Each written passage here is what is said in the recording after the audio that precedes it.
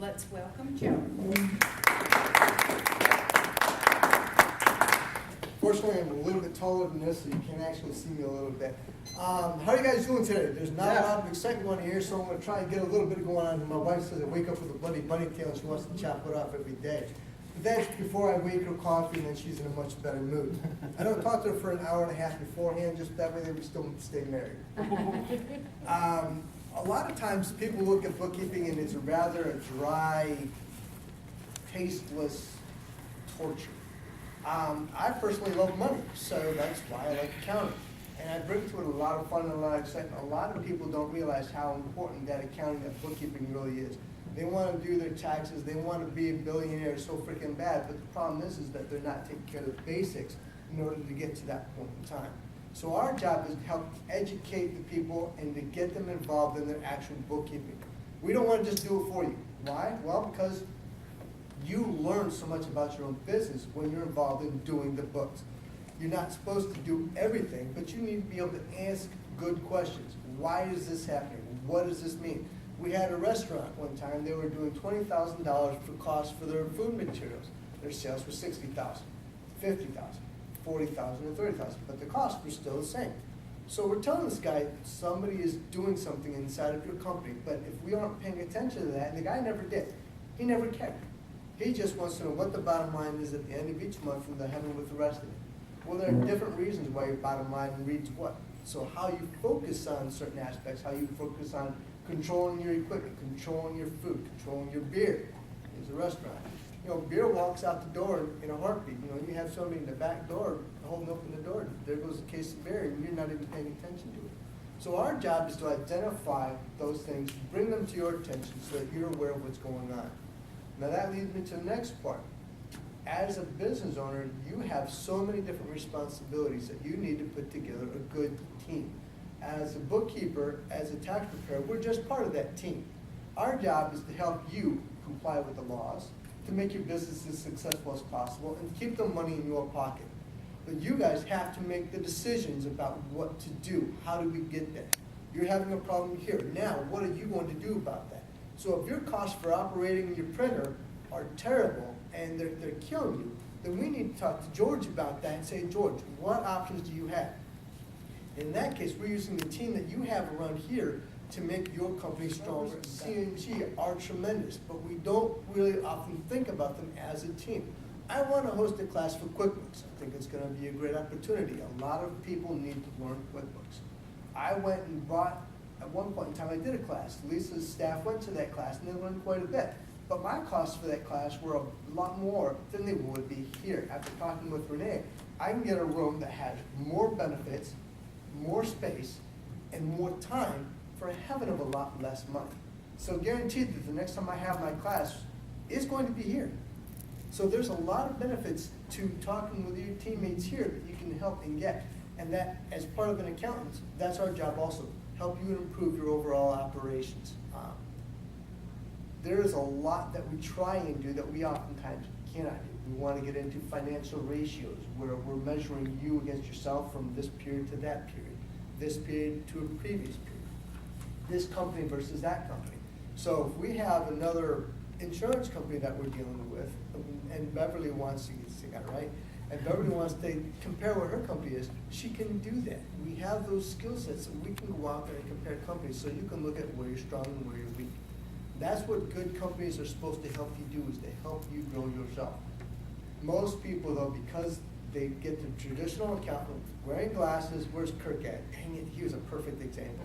Wearing glasses, a bit older, and just not as motivated outside of what they do. They're passionate about what they do, but they seem to come across as very dry. We don't. I'm extremely gregarious, pretty active. I like to have fun. So when you're looking at things like that, that's what you want to keep in mind, is how are they going to help you? Are they going to be that dog in the mirror that's barking at you? Or are they going to be that dog in the mirror that's wagging his tail and saying, Mensa is a great place to be? I like to think of it as a great place to be. Now, we've got a lot of changes in our company this month alone. One company went out of business. One company is selling. One company's on the brink of bankruptcy. Now, I could sit here and bemoan all the problems that they're going through, or I can sit there and realize, hey, these are opportunities. One client that went out, well, that's more time that I can work on Lisa's stuff.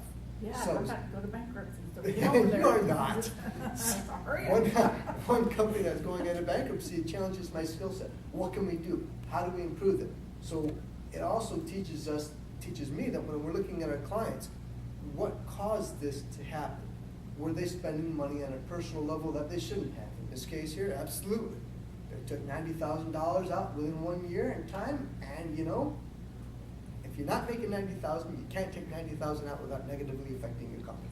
So there is a lesson that I try and instill in my clients, is that you cannot take out money that you have not made. Taxes are also a fun issue.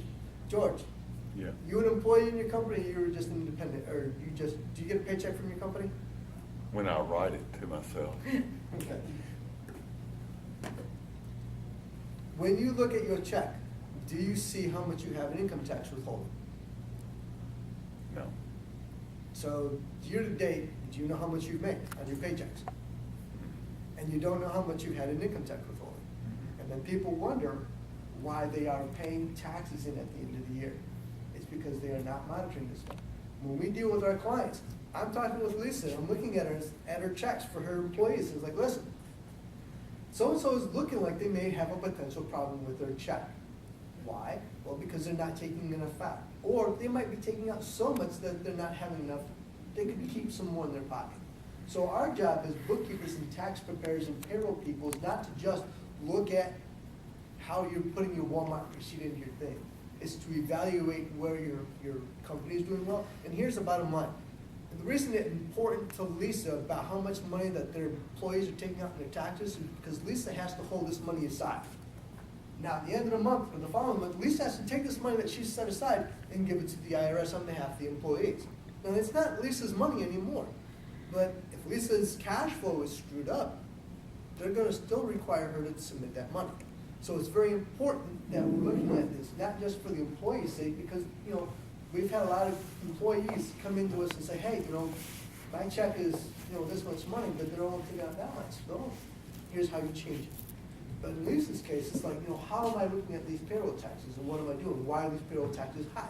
What can I do to reduce them? Well, look at your employees, look at the hours, look at different benefits.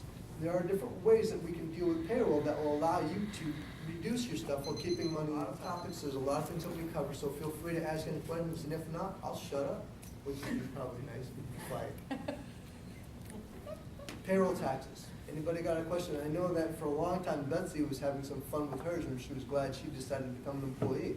Yeah. Her responsibility with taxes just disappeared. Yeah, it's great now. I was upset though at first, but it is so much better. It's a lot less stress on you. Exactly. It's a lot easier. I don't have to keep up with it. Yeah, correct.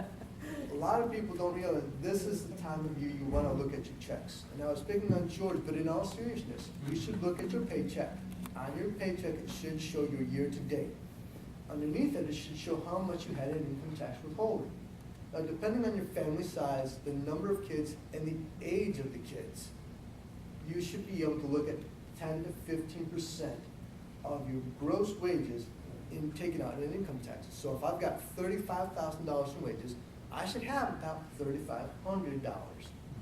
Now, if you have a spouse that works, that should be adjusted to be a little bit heavier because you're increasing your taxable income, therefore you're increasing your tax rate. Okay? Now, I'd love to have a straight tax. That's just not going to happen probably in my lifetime unless we get rid of all the politicians. When you're looking at your paychecks, take a serious look at them.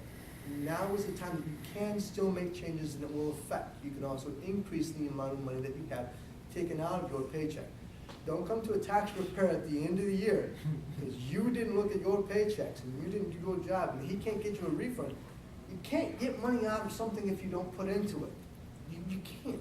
So if you're not looking at it, then it's your responsibility. Yes? As far as the credit card industry, have you heard about, as of January 2012, that if their legal business name is not matching what their doing business name is, like when they file their taxes, if it doesn't match what they signed up with us with, the IRS is going to hold their money? It'll be a kickback of 28% for federal income tax purposes. So when you're looking at this, the IRS, a lot of us process credit cards. I process credit cards right now. My W-9 that I have to give over to their company has to list my name as IRS has it, okay? It's just a one piece of paper, it takes 2 minutes to fill out, and fax over. But if it doesn't match, the company is required, the credit card company is required by federal law to withhold a certain amount of money and then submit to the government on Form 945 on your behalf, because, well, we don't know if you're actually reporting all of your income properly. So it is not something that they're willingly wanting to deal with. It makes what they used to do for fun a bit more time consuming, a bit more tedious. You have to have a team in place in order to achieve what you really want to do. Questions? Cool, I'm out of here.